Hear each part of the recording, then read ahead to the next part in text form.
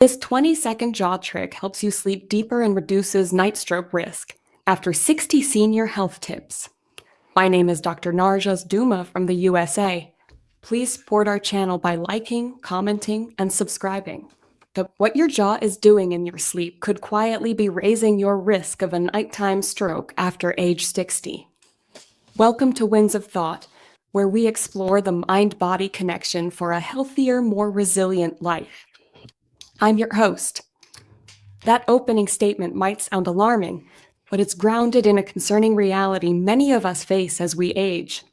The silent hours of the night, which should be a period of profound restoration, and instead become a window of vulnerability. This isn't about occasional restlessness. It's about a fundamental shift in how our nervous system communicates with our body as we grow older, and how subtle physical habits can inadvertently keep us in a state of high alert. You see, the quality of our sleep undergoes a profound shift past 60. It's not just about waking up tired. The real danger is what happens when deep, restorative sleep slips away.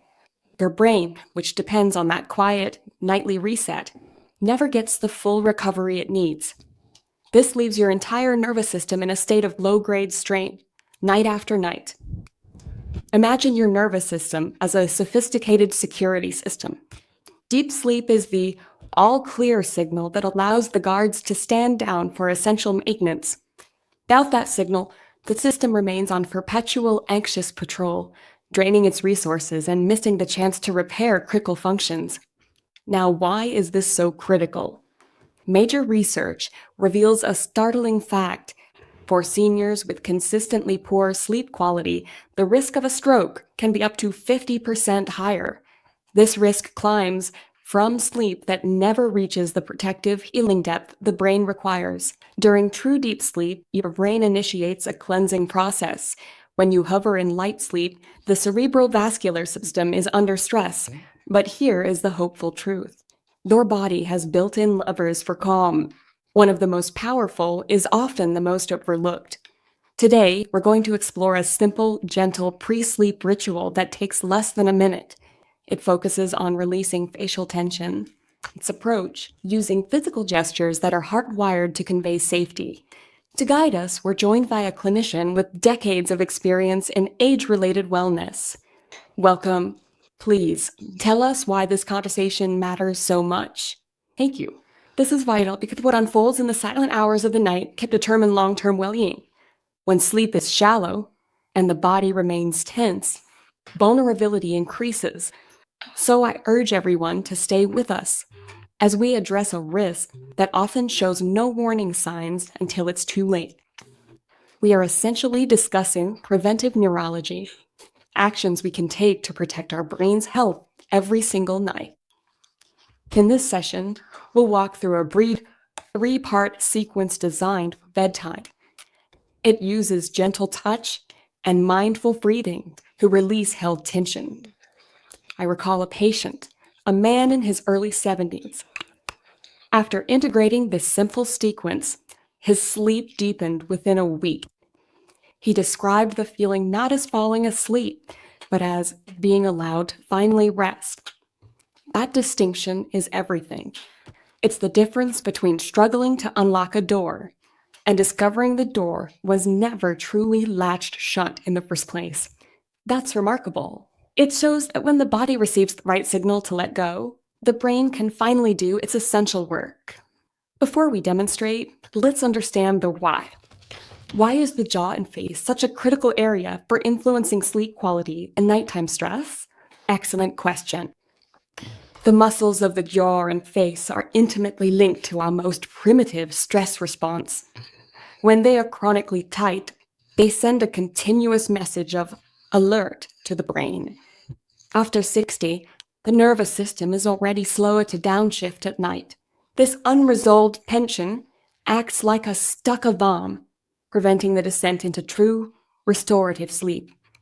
The jaw muscles are connected to the trigeminal nerve, one of the largest cranial nerves with vast connections to brain regions involved in vigilance and arousal. Clenching is a preparatory action for fight or flight. When maintained, it fools the brain into believing a threat is still present, but reframes it completely. It's not necessarily insomnia, but the body being stuck in a state of guard. Exactly. Think of a soldier trying to sleep while still gripping his weapon. The posture itself defines the state of mind. Releasing that grip is the first and most fundamental step toward peace. I hear that so often. Exhaustion that turns into restlessness the moment the lights go out. We rarely connect it to physical holding patterns, and the night itself presents a unique window of vulnerability. In the early morning hours, physiological changes occur in blood pressure and circulation. If the body is tense, breathing remains shallow, and these natural rhythms can't stabilize properly. This is often called the morning surge, a time when heart attacks and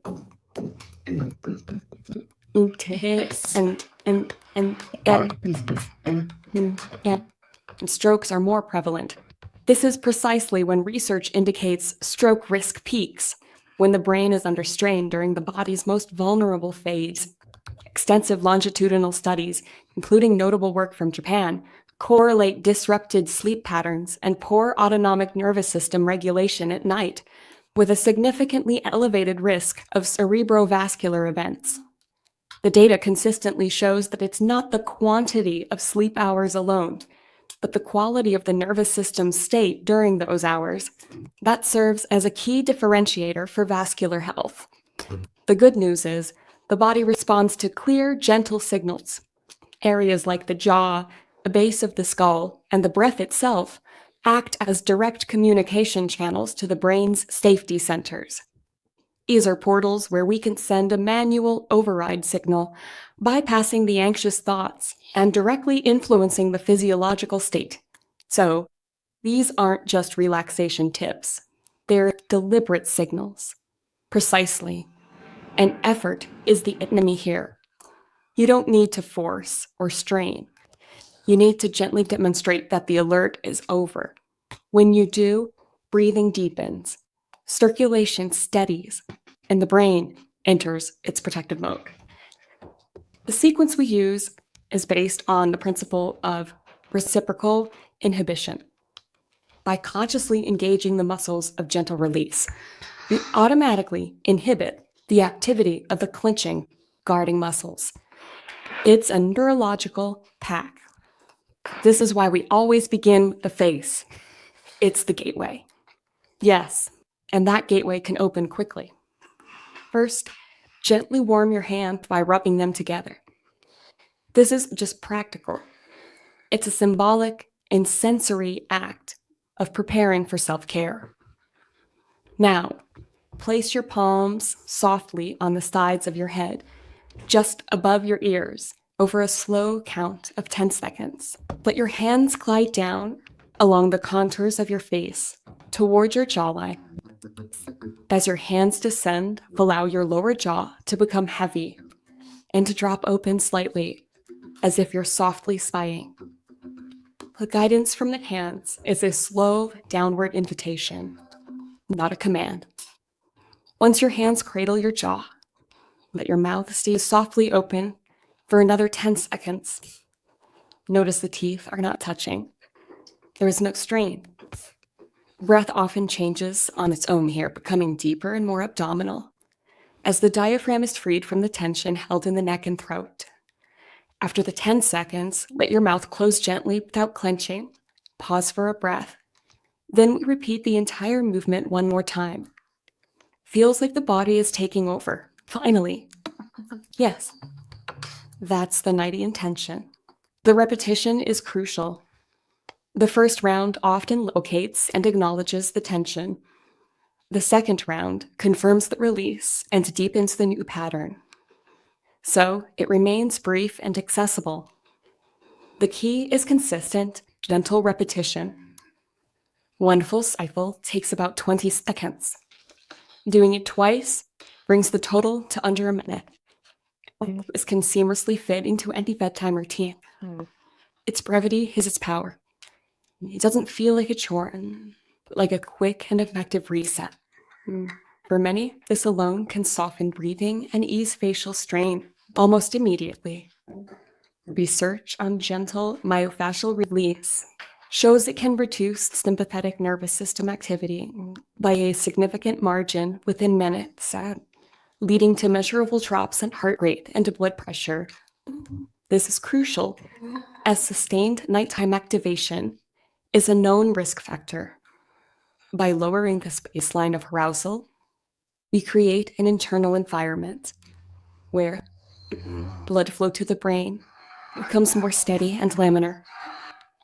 It's powerful how a small, deliberate action can quiet the signals that strain the brain all night.